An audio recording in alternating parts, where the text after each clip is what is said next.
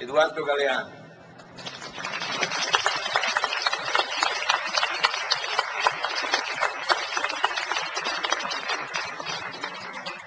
Hola, buenas noches a todos.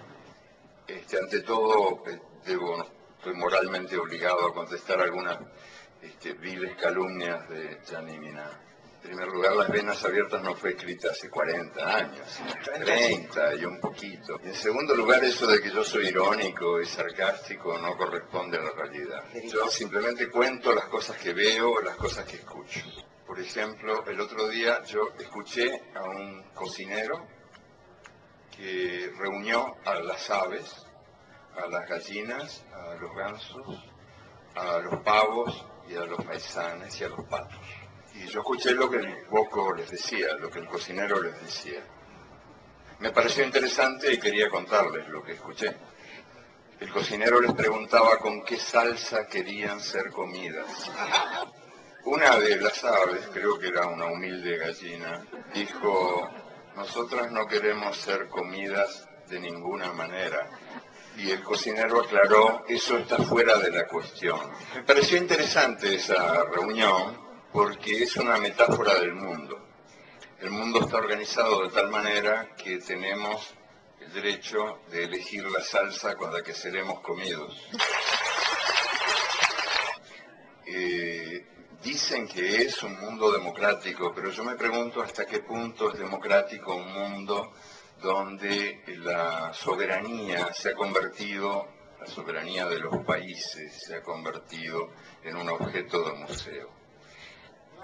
Por ejemplo, por citar ejemplos concretos que me parece útil aportar, el organismo que gobierna a los gobiernos en el mundo de hoy, el Fondo Monetario Internacional, está dirigido por 5 países y da las órdenes a casi todos los países del mundo, salvo los países que dan las órdenes.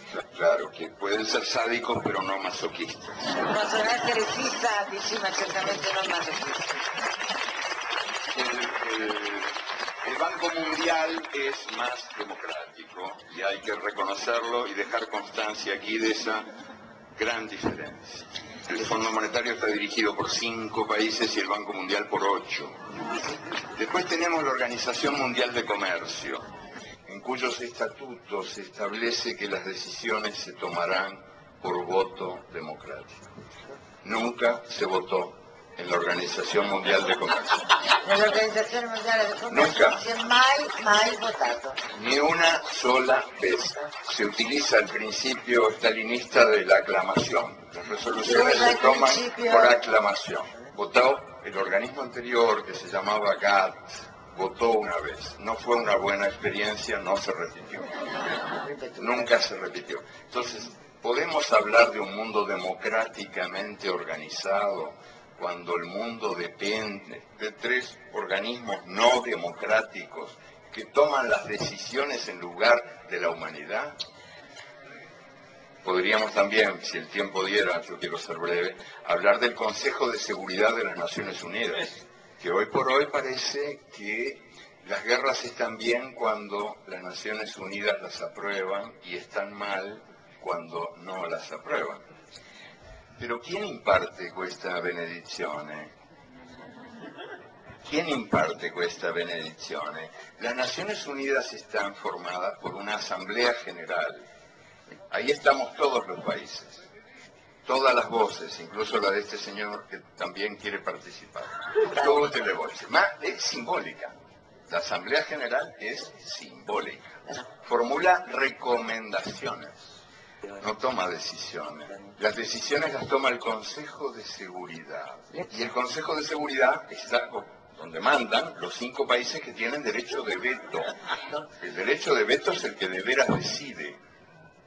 Ellos velan por la paz mundial, pero son también los 5 principales fabricantes y vendedores de armas en el mundo.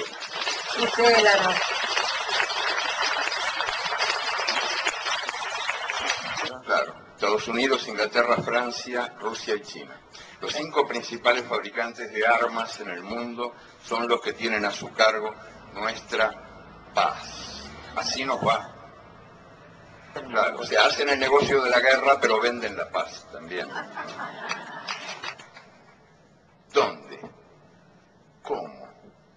A través, soprattutto, sobre todo, de los grandes medios de comunicación, que reproduce el sistema de poder en el mundo y que toman examen de democracia a cada país.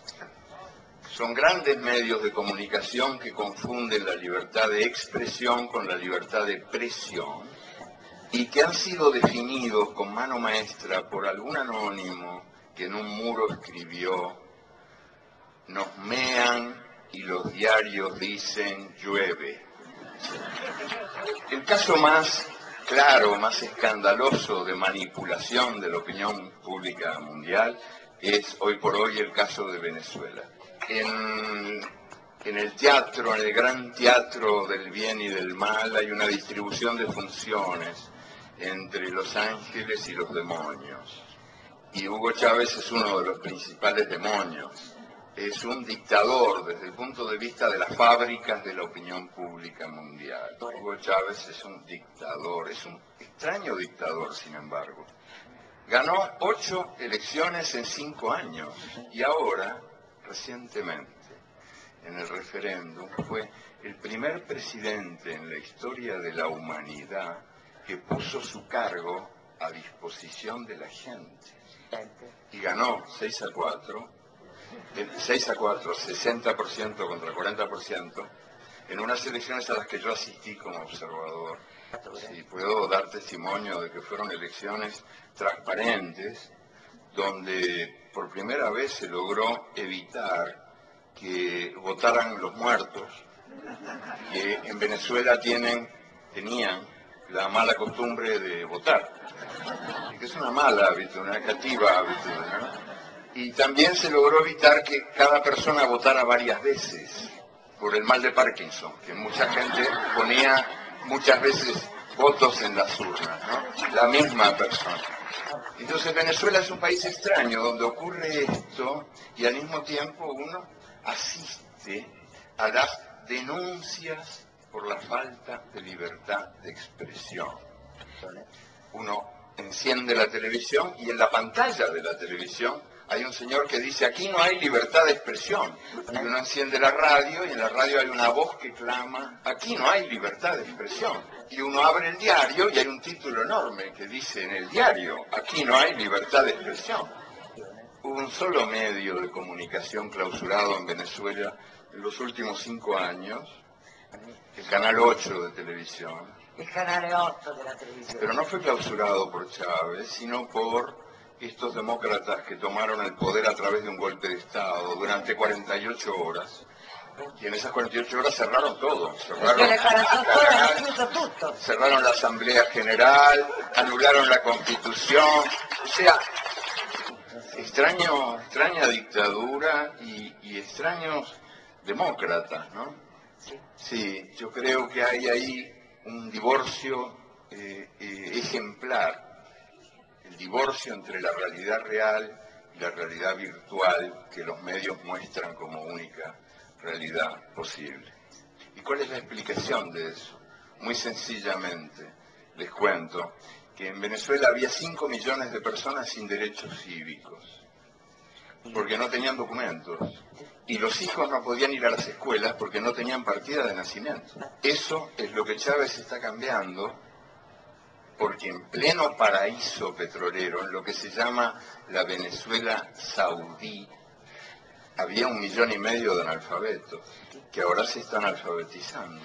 Y esto explica la furia de los grandes medios llamados de comunicación que incomunican a la gente. Sí, de comunicación incomunicante. Y también explica el resultado de esta elección y de las elecciones anteriores, porque hay un pueblo que resume su actitud de perfecta manera a través de la frase que dijo un venezolano pobre que fue encuestado recientemente. Sí, que es más expresiva que cualquier discurso. Dijo, yo no quiero que Chávez se vaya porque no quiero volver a ser invisible.